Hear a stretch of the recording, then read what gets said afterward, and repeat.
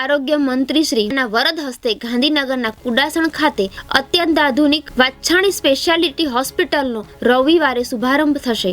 માનવીના જીવનમાં રોટી, કપડાં અને મકાનની સાથે સાથે આરોગ્ય એટલે કે નિરામય જીવનનું વિશેષ મહત્વ રહેલું છે અને એમાં પણ આધુનિક યુગમાં જ્યારે અનેક પ્રકારના વાયરસ અને બીમારીઓ સામે રક્ષણ મેળવવા માટે આધુનિક મેડિકલ સુવિધાઓ ખૂબ જરૂરી બની જાય છે, ત્યારે લોકોને આરોગ્ય અને સુખાકારી સાથે સસ્તી અને આધુનિક મેડિકલ સેવાઓ મળી રહે તેવા માનવીય અભિગમ સાથે ડોક્ટર વિવેક વાછાણી અને શીતલ અગ્રવાલ દ્વારા ગાંધીનગરના કુડાસણ ખાતે આગામી રવિવારે વાછાણી સ્પેશિયાલિટી હોસ્પિટલનો શુભારંભ કરવામાં આવનાર છે, જે અંતર્ગત કેન્દ્રીય મંત્રી શ્રી મનસુખભાઈ માંડવિયા તથા ગુજરાત સરકારના આરોગ્ય મંત્રી ઋષિકેશ પટેલની વિશેષ ઉપસ્થિતિ આગામી 28મી જાન્યુઆરી રવિવાર ગાંધીનગરના કુડાસણ ખાતે વાછાણી સ્પેશિયાલિટી કેર હોસ્પિટલનો શુભારંભ કરવામાં આવશે।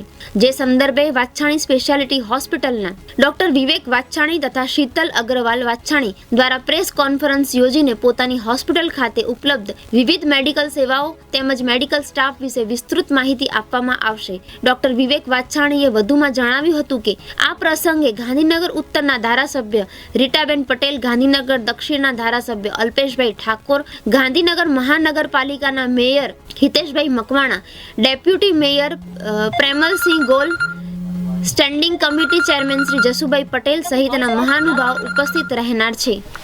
વિવેક વાછાણી ઓર્થોપેડિક સર્જન છું, ઓર્થોપેડિક અને જોઈન્ટ રિપ્લેસમેન્ટ કરું। 2012 થી 14 સિવિલ હોસ્પિટલમાં સેવા આપી હતી અને 2014 થી 16 હું મારી જોઈન્ટ રિપ્લેસમેન્ટની ટ્રેનિંગ માટે અમદાવાદમાં હતો અને 2016 થી મેં મારી પ્રાઇવેટ હોસ્પિટલ ચાલુ કરી છે। ત્યાં 10 બેડની હતી જૂની હોસ્પિટલ એઝ અ ખાલી ઓર્થોપેડિક અને મારા વાઇફ પીડિયાટ્રિક નેફ્રોલોજી બાળકોની કિડનીના સ્પેશિયાલિસ્ટ છે। અમારે બંનેની હોસ્પિટલ હતી અને જ્યારે કોરોના કાળ હતો ત્યારે અમે સેક્ટર 6માં વાછાણી કોવિડ હોસ્પિટલ ચાલુ કરી હતી। લગભગ ફર્સ્ટ વેવમાં ચાલુ કરી હતી અને થર્ડ વેવ સુધી અમે રાખી હતી અને ત્યાં 50 બેડની હોસ્પિટલ અમે ટાઈમે કરેલી હતી।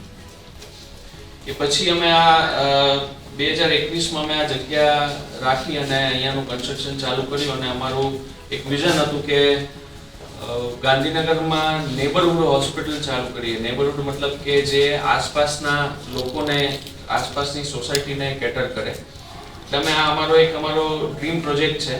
55 બેડની હોસ્પિટલ છે જેમાં બધી જ ફેસિલિટી અવેલેબલ થશે, જેમ કે 24 કલાક ઇમરજન્સી સારવાર, રેડિયોલોજીમાં CT scan, MRI, x-ray, mammography, 2D echo, TMT, health checkup માટે બાકી બધી વસ્તુઓ જેમ કે યુરોલોજી, પછી ફેફસા માટે PFT, ઓડિયોમેટ્રી,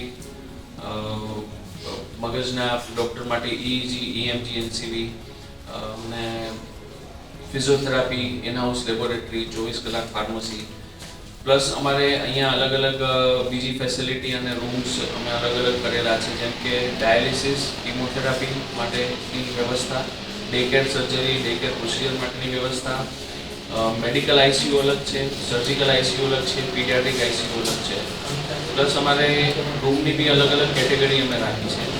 તેમ કરીને અમે કમ્પ્લીટ એક બિલ્ડિંગમાં અમે બધી જ ફેસિલિટી પ્રોવાઈડ કરીએ એવો અમારો ટાર્ગેટ છે। જે સમય અને સારવાર મળે એ અમારો પહેલો ટાર્ગેટ છે કે ભાઈ નજીકના કોઈ પણ આજુબાજુની સોસાયટીમાં કોઈ હાર્ટ રિલેટેડ, કોઈને સ્ટ્રોક રિલેટેડ, એક્સિડન્ટ, કોઈ પણ વસ્તુ થાય અને એમને તાત્કાલિક સારવાર મળી રહે એ અમારો પહેલો ટાર્ગેટ છે।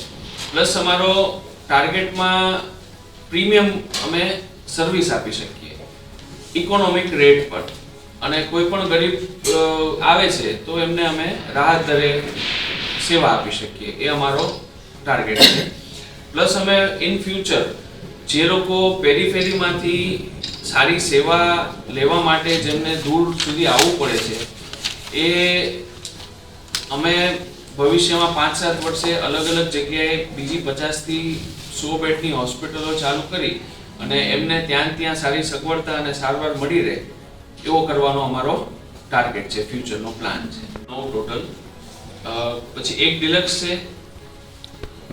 એક સૂટ રૂમ છે, 7 બેડનું મેડિકલ ICU છે, 5 બેડનું સર્જિકલ ICU છે। ડોક્ટરની ટીમ કેટલી છે? ડોક્ટર અમારે લગભગ 22 થી 23 ડોક્ટરો અમારે ઓલરેડી ટાયર છે અને અલગ અલગ ડિપાર્ટમેન્ટ ગણીએ તો 18 કે 19 ડિપાર્ટમેન્ટ થાય છે, જેમાં 2 કે 3 ડિપાર્ટમેન્ટ એવા છે કે જેમાં એક કરતાં વધારે ડૉક્ટર છે, બાકી બધા અમારે સિંગલ સ્પેશિયાલિટી વાળા ડૉક્ટર છે. એટલે 24 કલાક રહેશે? અવેલેબિલિટી 24 કલાક છે સાહેબ. બાકી ઓપીડી નો ટાઈમ એમના પેલા પ્રમાણે હોય, બાકી ઇમરજન્સી સારવાર માટે 24 કલાક અવેલેબિલિટી. આયુષ્યમાન કાર્ડ ને આયુષ્યમાન કાર્ડ જે હા. પીએમ નો એ ચાલશે? એ થશે સર. એમાં કેવું છે કે કોઈ પણ હોસ્પિટલ જ્યારે બધી ફૂલી ઇક્વિપ થાય ને પછી એ લોકો એમની એપ્લિકેશનને એક્સેપ્ટ કરતા હોય છે. એ ઇન્સ્યોરન્સ કંપની હોય, કોર્પોરેટ ટાઈપ હોય કે પછી આયુષ્માન યોજના હોય, પીએમ જેવા યોજના હોય, એમાં અમે એક વખત બધા મશીનરી અને બધા ઇક્વિપમેન્ટ અવેલેબલ થઈ જાય ત્યારે અમે એને એપ્લિકેશન કરી શકીએ, કેમ કે એ લોકો ઇન્સ્પેક્શનમાં આવતા હોય ને ત્યારે એ લોકો બધી ઇક્વિપમેન્ટ અને એની અવેલેબિલિટી ચેક કરતા હોય છે એના માટે. ये डॉक्टर को तो व्हाट्सएप, ट्विटर, फेसबुक, इंस्टा जहाँ भी आपका अकाउंट है इसे शेयर बटन के द्वारा वहाँ पर शेयर करें।